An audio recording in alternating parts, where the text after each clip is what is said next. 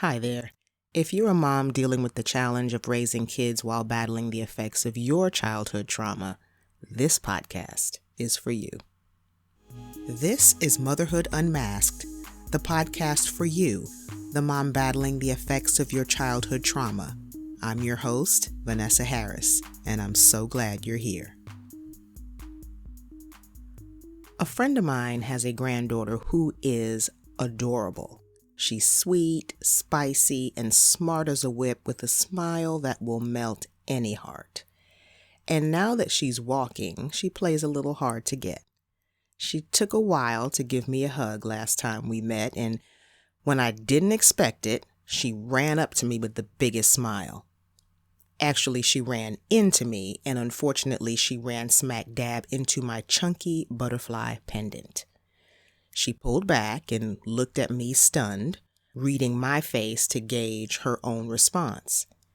Then, without a sound, she turned to resume her favorite show, patting her face to make sure it was all there.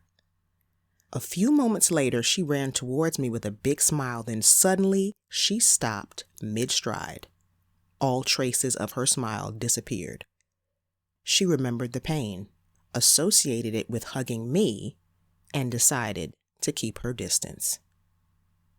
And when you think about growing up in a home where the people you ran to in joyful anticipation assaulted you with cruel words, physically tormented you, sexually abused you, or flat out neglected you instead, it's no wonder you learned to keep your distance. Pain taught you to keep your guard up. Trust became associated with pain, and you figured it's safer to stay to yourself. I don't remember making that conscious decision after learning my godbrother's behavior in response to my little girl crush on him was very wrong. But I remember deciding I needed to pay more attention and take better care of myself because if not me, then who else would?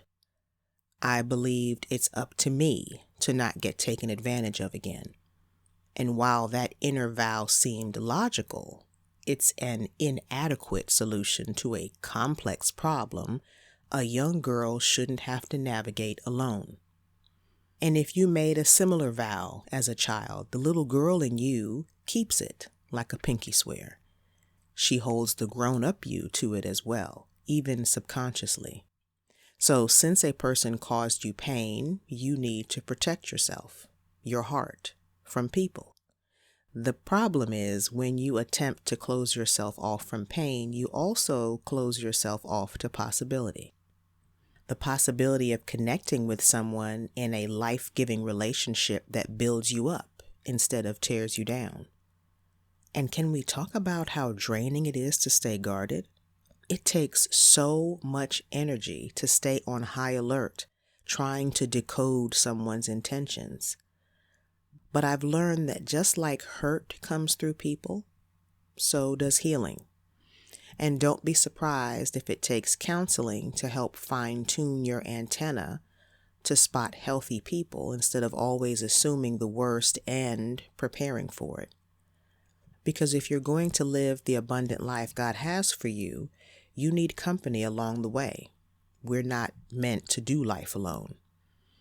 And as a military spouse, I know how that can easily compound your isolation. When our boys were toddlers, I enjoyed a network of friends around my age at the church my husband and I were married in. But once we started moving every 2 or 3 years, getting my family settled was the priority. Constantly making new friends is challenging, especially if you don't live near the base, much less on it. So if there's a spouses club on base, consider getting to know other women you at least have military life in common with. Because it wasn't until we retired that I realized how accustomed I'd become to being alone. Sure, I thoroughly enjoy my own company, but this introvert needs to come up for air too.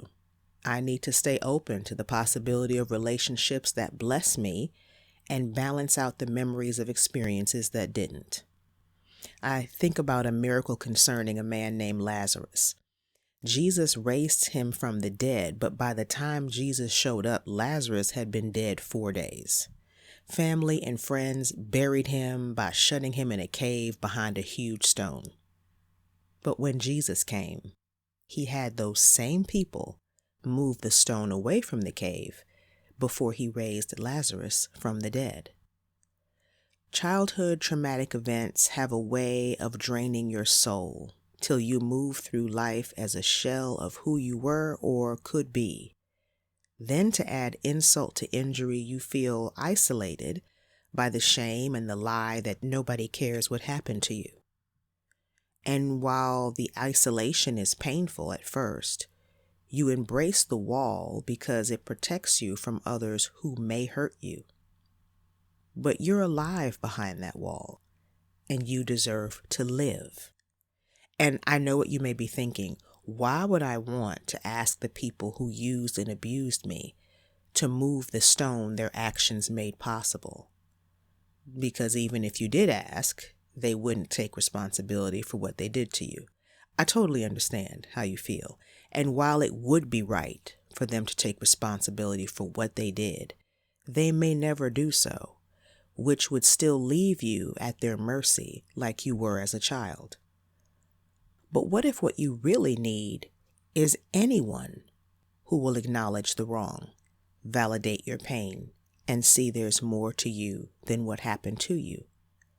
What if those people wanting to free you from your numb existence move the stone that keeps you stuck, clearing the path to your soul's restoration? Because God has better in store for you. That's why he gave you your own family to love and be loved by. He wants you to be alive to them and to all he's planned for you, but it takes risk. Will you let down your guard to let safe people be part of your healing? I know it's not easy because there are no guarantees. People are messy to deal with, but they're also a blessing. But you can only experience the blessing part when you let your guard down. If you'd like more food for thought on this topic, check out the show notes for this episode at motherhoodunmasked.com/episode 53. I hope this episode encouraged you to be open to better, but it's no replacement for someone trained to help you process your traumatic childhood experiences. Someone to help you identify safe people to let down your guard with. So stop by motherhoodunmasked.com for help on your healing journey. You'll find all kinds of resources from articles and books by licensed therapists to websites to search for a trauma therapist to journals and other books I've published regarding the truth about God's heart towards you. I hope you stop by and check them out. But before you go, I want you to know how important you are to your children, even if you feel like you're not doing this mom thing right.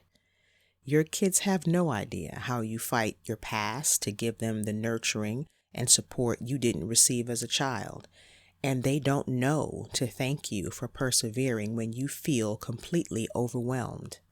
So I applaud you for listening to this podcast, for time you've spent working through your thoughts and feelings, for reaching out for help and being open to growth.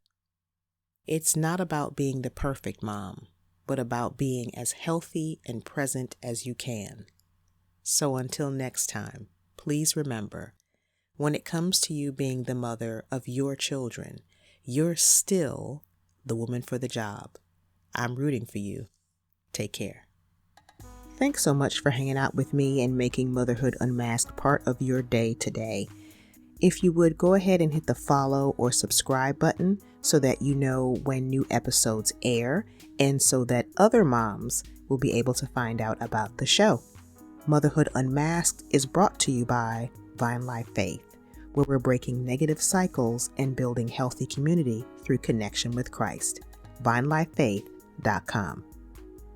The views and opinions expressed in this podcast should not be taken as medical advice. The content here is for informational purposes only, and because each person is so unique, Please consult your healthcare professional for any medical questions.